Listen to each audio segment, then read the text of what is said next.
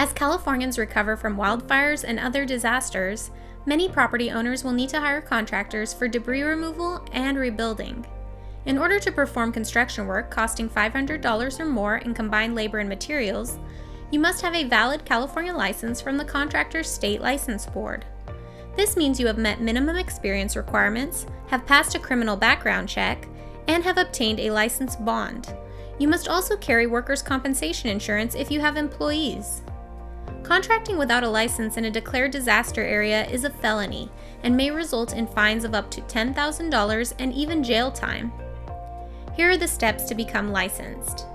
Submit an application. Establish minimum work experience at a journey level or higher, such as contractor, supervising employee, foreman, or owner-builder. Pass a 2-part trade and business and law exam or qualify for an exam waiver. Secure a license bond, and provide workers' compensation for employees. If you're interested in getting your contractor's license, you can also check out our monthly Get Licensed to Build workshop, which explains in detail the steps to become a licensed contractor. The workshops are held every first Friday of the month from 10 a.m. to 12 p.m. You can register for an upcoming workshop by going to cslb.ca.gov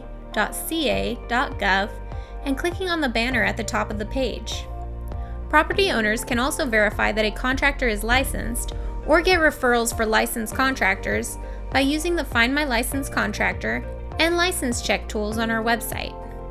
If you'd like to report unlicensed activity on an active job site, you can also click the Report Unlicensed Activity button on our homepage.